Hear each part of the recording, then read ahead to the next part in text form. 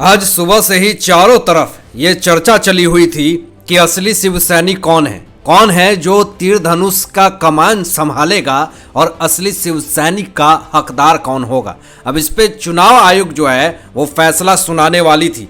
अब आपको इस वीडियो में बताएंगे कि चुनाव आयोग ने क्या फैसला सुनाया उद्धव गुट के लिए कि असली शिव सैनिक कौन है, कि शिंदे गुट में असली शिव सैनिक कौन है। आज आपको इस वीडियो में साफ तौर पे पता चल जाएगा कि शिव सैनिक असली है कौन, तीर धनुष का कमान कौन संभालेगा। ये चुनाव आयोग की तरफ से बहुत बड़ा बयान आ चुका है।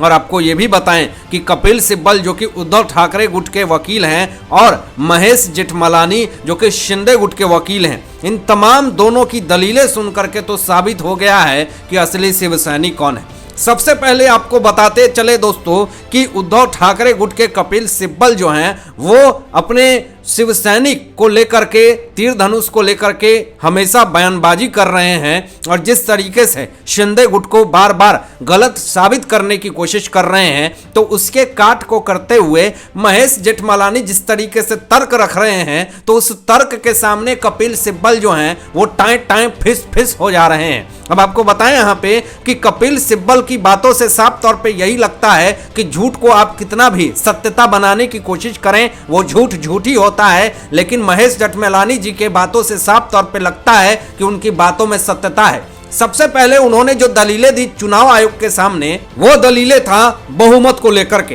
ये सबसे बड़ा और अहम पॉइंट है जो कि महेश जेठमलानी जी के इस केस को पूरी तरीके से जिताने में सबसे ज्यादा कारगर हो रहा है। अब बहुमत की बात जो आई निकल करके, इस पे कपिल सिब्बल जो हैं वो सिर पीटने लगे। आपको बताएं यहाँ पे कि महेश जेठमलानी जी ने साफ तौर पे ये कहा कि लोकतंत्र में जिस पार्टी को राष्ट्रीय स्तर पे भी जिसको ज्यादा बहुमत होता है, जिसको ज्यादा वोट होता है, मान्यता उसी की होती है।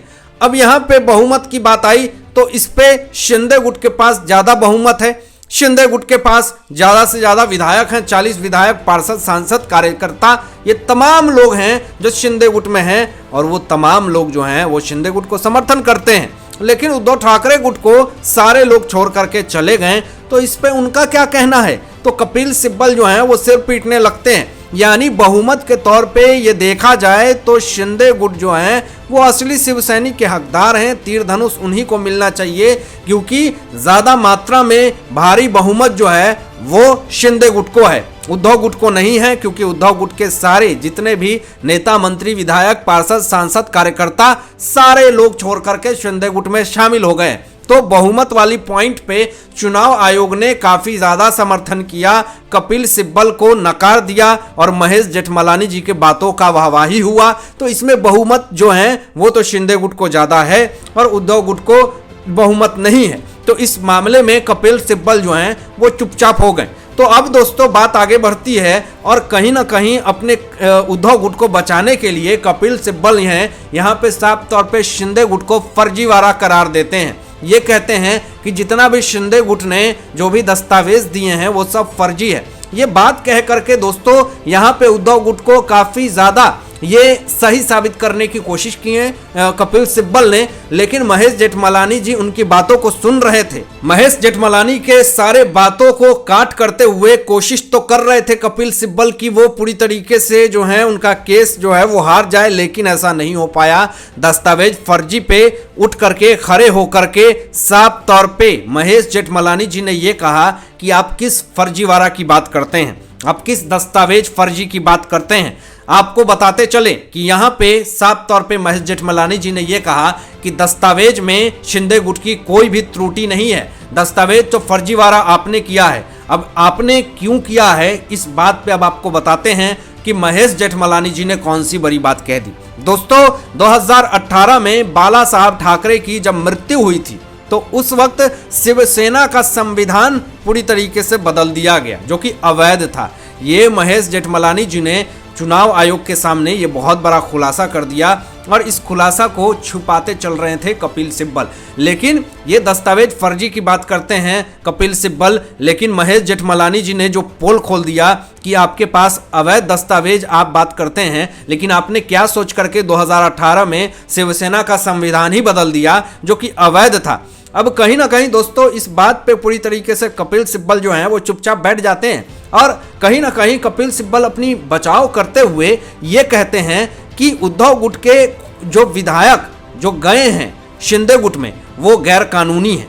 तो यहाँ पे दोस्तों खड़े होकर के साफ तौर पे महेश जेठमलानी जी ने ये कहा कि आप किस बात पे गैर कानूनी कर रहे हैं? क्या महाराष्ट्र में आपकी जब सरकार थी तो गैर कानूनी नहीं हो रही थी? दिन दहाड़े वसूलीबाजी चल रही थी, दिन दहाड़े एक उद्योगपति के घर के बाहर जिलेटिन की छड़े बम रख दी जाती है और इतने बड़े बड़े कांड हो जाते हैं महाराष्ट्र में, और वसूलीबाजी और गैंगबाजी और ड्रग्स का स्मगलिंग होता है। तो इन तमाम चीज़ों पे खैर आप चलें, इस बात को छोड़ें, लेकिन आप जिस तरीके से कह रहे हैं कि ये लोकतंत्र है, तो लोकतंत्र में हर इंसान का अधिकार है, वो खुल करके अपनी बात रख सकता है और खुल करके वो किसी भी पार्टी में जा सकता है, आप उसको रोक नहीं सकते हैं। अगर आपने बंधक बना करके एग्रीमेंट करवा करके उनको रखा है तो आप उनको ब्लैकमेलिंग कर रहे हैं, लेकिन शिंदे गुट तो ब्लैकमेलिंग नहीं कर रही है। सारे विधायकों को उनको पूरी तरीके से छूट दी कि आपको जिसके साथ रहना है आप रहें, जिसके साथ आपको उठना है बैठना है आप करें। लेकिन जिस तरीके से कपिल सिब्बल ये बार बार कह रहे हैं कि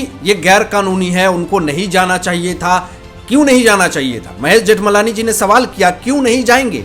अगर इंसान को किसी से दिक्कतें हैं, उनकी समर्थता नहीं हो रही है, उनका सम्मान नहीं हो रहा है, तो क्या वो उसी जगह अपनी बेइज्जती करवाने के लिए बैठा रहेगा? वो आगे मूव ऑन नहीं करेगा? तो ये सवाल कहीं ना कहीं महेश जेठमलानी जी के द्वारा जो किया गया, तो इस पे भी पूरी तरीके से बोलती जो है वो बंद हो गई कपिल सिब्बल की, और बार बार वो सीना पीट रहे हैं। लेकिन अब आपको बताएं यहाँ पे कि शिंदे गुट के ही विधायक हैं, तो उन्होंने बड़ी बात कह दी है दीपक केसरकर जी ने, और दीपक केसरकर जी के इस बयान के बाद तो कहीं ना कहीं पूरी माविया सरकार जो है वो हिल गई है।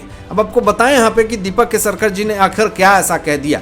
दीपक केसरकर जी ने यही कहा कि अंतिम जीत जो है वो सत्य की होती है, और लोकतंत्र में पार्टी को वोट ज़्यादा मिलते हैं तो राज्य या राष्ट्रीय पार्टी के रूप में मान्यता होती है। तो कहने का मतलब ये कि जो भी लोकतंत्र में जिस पार्टी को ज़्यादा मात्रा में वोट बहुमत मिलता है, उसी राज्य और राष्ट्रीय स्तर पे उसकी मान्यता होती है।